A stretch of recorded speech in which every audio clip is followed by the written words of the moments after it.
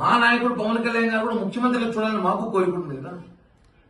పవన్ కళ్యాణ్ గారిని ముఖ్యమంత్రిగా చూడాలని మాకు కోరుకుంటుంది. ఆయన ఒక హోదాలో చూడాలని మాకు కోరుకుంటుంది. ఎందుకంటే పవన్ కళ్యాణ్ గారిని ముఖ్యమంత్రి చూడాలని 10 ఏళ్లుగా జనసేన పార్టీ కోట్లాది మంది కార్యకర్తలు ఈ రాష్ట్రంలో బడుగు బలహీన కులాలు కూడా కోరుకుంటారు పవన్ కళ్యాణ్ గారు ముఖ్యమంత్రిగా చూడాలనేసి. కానీ మాకు కోరికుంటుంది, కోరికలు అందరికీ ఉంటాయి. వాళ్ళ కోరికను బహిర్గతం చేస్తారో మేము చెప్పలేకపోయాం అంతే, కానీ చెప్పాల్సి వస్తుంది. ఎందుకంటే మాకు కూడా పవన్ కళ్యాణ్ గారు ముఖ్యమంత్రి చూడాలని ప్రజారాజ్య పార్టీని పోయినా తర్వాత జనసేన పార్టీ వచ్చింది. జనసేన పార్టీ నుంచి చూస్తున్నాము ముఖ్యమంత్రి చూడాలని. మేము ఒకటి చెప్పేది ఏమంటే, ఒకటే కూటమిలో మనం ఉన్నప్పుడు ఎన్నికల ముందు ఏదైతే ఒప్పందాల ప్రకారం పెద్దలు ఇద్దరు అధినాయకులు కూర్చొని ఒప్పందాల ప్రకారం ఎన్నికలకు వెళ్ళామో దాన్ని కంటిన్యూ చేస్తేనే మంచిగా ఉంటుంది కూటమికి రాబోయే రోజుల్లో కూడా. ఆ ఒప్పందం ప్రకారం ఉంటే బాగుంటుంది. కానీ మళ్ళీ టీడీపీ నాయకులు అత్యుత్సాహంతో ప్రేమతో మాట్లాడితే ప్రేమ మాకు మా నాయకుల మీద చాలా ఉంటుంది. ప్రారంభించేంత ప్రేమ ఉంటుంది మాకు కూడా. కాబట్టి మనం ఏదైనా మాట్లాడేటప్పుడు కొన్ని విషయాల్లో కూటమిలో ఉన్నామని ఆలోచించుకోవాలి. ఎందుకంటే ఇది వైసీపీ పేటీఎం గారికి ఒక అవకాశంగా దొరుకుతుంది.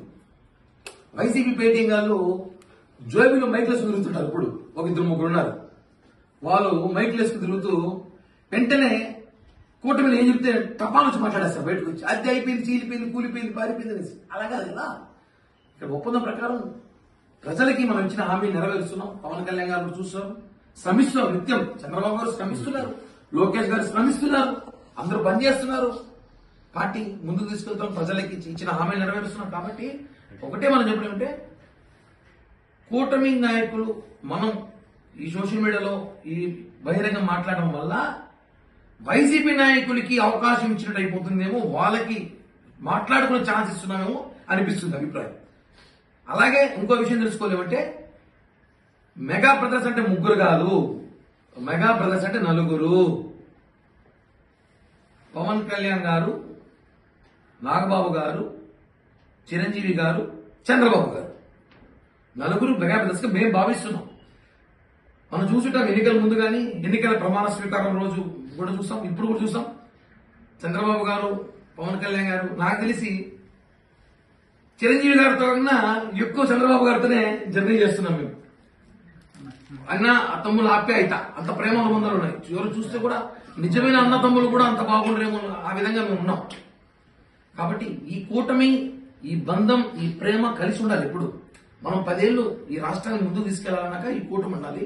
ఒప్పందం ప్రకారం ఏదైతే ఉందో అది మాత్రమే మనం ముందుకు తీసుకెళ్తే మంచిది. కానీ ఇలా మాట్లాడడం వల్ల ఏమవుతుందంటే వాళ్ళ మనసులో మనం మాట్లాడుకోవచ్చు. అందరికి ప్రేమ ఉంటుంది, నాకు కూడా ప్రేమ ఉంటుంది. నాకైతే పవన్ కళ్యాణ్ గారు ముఖ్యమంత్రి చూడండి ఎన్నో సంవత్సరాల కోరిక.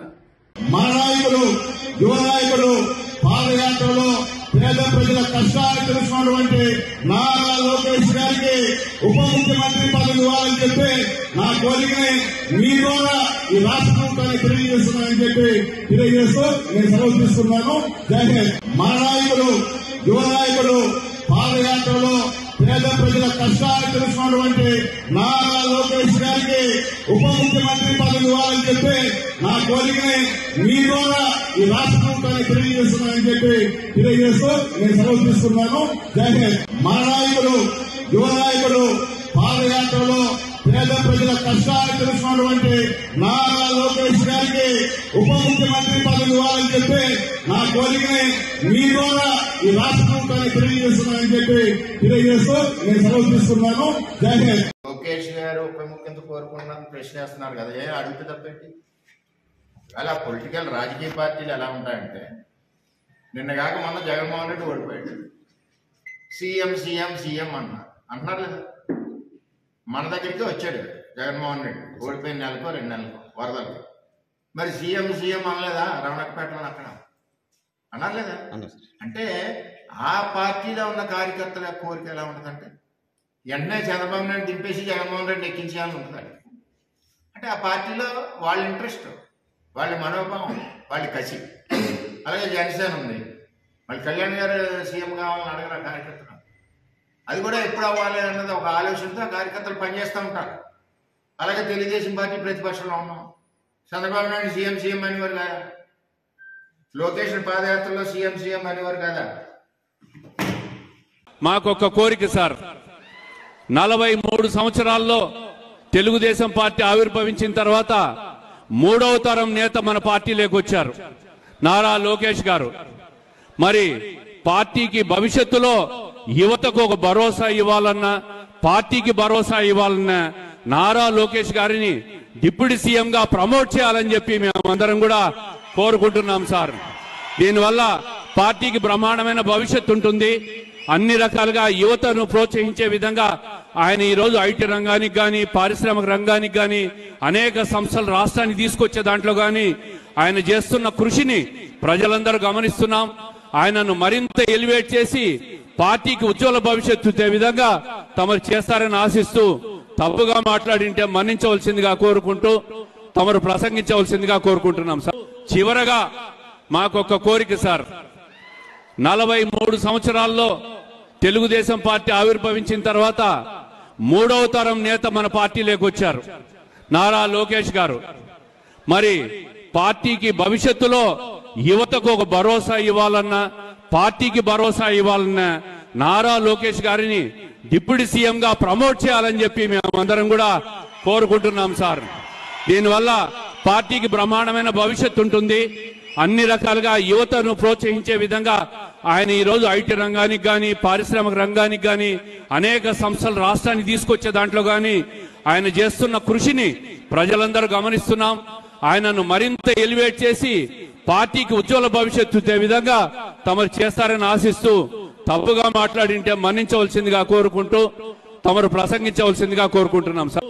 చివరగా మాకొక కోరిక సార్, 43 సంవత్సరాల్లో తెలుగుదేశం పార్టీ ఆవిర్భవించిన తర్వాత మూడవ తరం నేత మన పార్టీలోకి వచ్చారు, నారా లోకేష్ గారు. మరి పార్టీకి భవిష్యత్తులో యువతకు ఒక భరోసా ఇవ్వాలన్నా, పార్టీకి భరోసా ఇవ్వాలన్నా నారా లోకేష్ గారిని డిప్యూటీ సీఎం గా ప్రమోట్ చేయాలని చెప్పి మేమందరం కూడా కోరుకుంటున్నాం సార్. దీనివల్ల పార్టీకి బ్రహ్మాండమైన భవిష్యత్తు ఉంటుంది. అన్ని రకాలుగా యువతను ప్రోత్సహించే విధంగా ఆయన ఈరోజు ఐటీ రంగానికి కానీ, పారిశ్రామిక రంగానికి కానీ, అనేక సంస్థలు రాష్ట్రానికి తీసుకొచ్చే దాంట్లో కానీ ఆయన చేస్తున్న కృషిని ప్రజలందరూ గమనిస్తున్నాం. ఆయనను మరింత ఎలివేట్ చేసి పార్టీకి ఉజ్వల భవిష్యత్తు ఇచ్చే విధంగా తమరు చేస్తారని ఆశిస్తూ, తప్పుగా మాట్లాడింటే మన్నించవలసిందిగా కోరుకుంటూ తమరు ప్రసంగించవలసిందిగా కోరుకుంటున్నాం సార్. చివరగా మాకొక కోరిక సార్, 43 సంవత్సరాల్లో తెలుగుదేశం పార్టీ ఆవిర్భవించిన తర్వాత మూడవ తరం నేత మన పార్టీలోకి వచ్చారు, నారా లోకేష్ గారు.